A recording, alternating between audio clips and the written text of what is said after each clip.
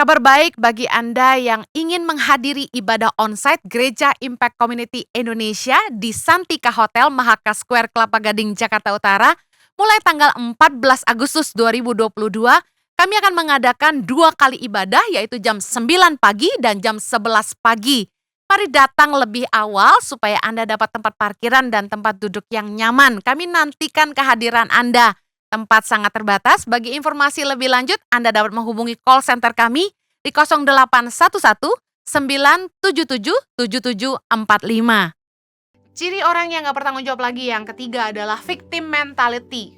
Selalu berpikir bahwa dialah korban, punya mental korban, victim mentality. Mengasihani diri sendiri, self pity-nya tinggi.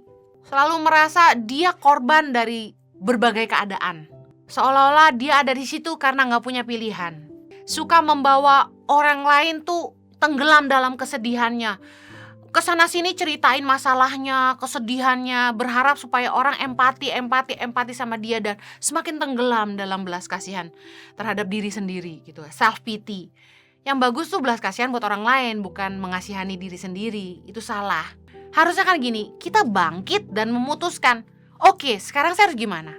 Ada anak-anak anak-anak muda yang nyalahin orang tuanya. Ya karena orang tua saya broken home, bercerai, meninggalkan saya, gak perhatian sama saya, keras sama saya, begini sama saya, begitu sama saya. Nyalahin orang tuanya, blaming others. Lalu karena orang tua saya begini makanya saya begini. Enggak. Hidup ini memang gak mudah. Kita gak bisa milih kita lahir di keluarga seperti apa. Kita gak bisa milih orang tua kita. Kita gak bisa milih siapa guru kita gitu. Kita gak bisa milih teman-teman di sekeliling kita gitu. They just go there, the same school as you do. Kita gak bisa bilang, lo kalian semua pergi dari sekolah ini, tinggal saya aja. Kan gak bisa, kita gak bisa milih. Tapi keputusan kita yang akan membawa kita ke tempat yang lebih baik atau tempat yang lebih buruk. Kita mau terpuruk atau kita mau bangkit. Kita kan gak bisa ngerubah keadaan, orang tua kita sudah bercerai nih. Puji Tuhan kalau kita berdoa lalu mujizat Tuhan terjadi, mereka bersatu kembali. Tapi kalau masing-masing udah nikah, masing-masing udah punya anak lagi, so what? Kita gak boleh terpuruk dan mengasihani diri sendiri. Itu jebakan perangkap. Kita harusnya bangkit dan bilang, oke, saya akan bikin keputusan untuk masa depan saya. Karena gini, apa yang orang lain lakukan kepada kita gak akan menentukan masa depan kita kalau kita mau bikin keputusan yang berbeda untuk diri kita sendiri. Orang lain gak bisa maksa kita. Contoh, orang gak bisa maksa Anda untuk makan. Saya kenyang, makan. Masa orang mau maksa Anda sampai ngambil makanan dan masukin ke mulut Anda? Kan gak mungkin. Anda yang memutuskan, oke, saya kenyang, saya gak mau makan lagi. Atau Anda kenyang dan karena Anda sungkan, Anda paksa makan. Anda menggemukkan diri Anda sendiri. Anda tahu bahwa saya kenyang, saya sudah cukup. Kalau saya makan lagi, saya muntah. You have to make decision. Kalau Anda membiarkan masalah menguasai Anda sebagai anak muda, orang tua gak perhatian, jadi saya pacaran ganti-ganti deh. Terus Anda rusak hidup Anda. Lalu Anda salahkan siapa? Orang tua? Pacar-pacar yang merusak Anda? Enggak. Keputusan itu Anda yang buat, Anda yang membiarkan. You let it happen. Don't let it happen. Jangan biarin orang merusak hidupmu. Jangan biarin orang make use of your life. Jangan biarin orang memanfaatkan hidup Anda. Anda punya tanggung jawab sama Tuhan atas hidup Anda masing-masing.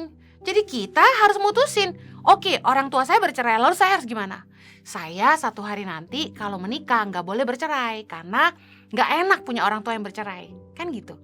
Kita gak bisa loh menghakimi orang lain gitu, karena kita gak ada di sepatu mereka gitu kan. Saya dulu waktu papa mama saya berpisah dan ninggalin kami, yang ada tuh gini, saya coba mikir gitu, kalau saya jadi mama saya, kira-kira saya cerai gak ya sama papa saya? Mungkin cerai juga gitu kan. Belum tentu kita bisa menjadi lebih benar atau lebih baik daripada orang tua kita. Jadi kita gak bisa menghakimi orang tua kita. Oh, orang tua saya tuh gak berusaha gitu buat saya, orang tua saya tuh gak nyokolain saya gitu misalnya, sehingga saya begini. Enggak, saya gak ada yang kuliahin. What did I do? Saya kerja, saya kumpulin uang, saya sekolah, bayar sendiri. Keadaan gak menentukan masa depanmu, keputusanmu yang menentukan masa depanmu. Masalah boleh ada, orang-orang di sekeliling kita mungkin gak support kita, tapi yang menentukan langkah kita adalah keputusan kita. Jangan punya victim mentality.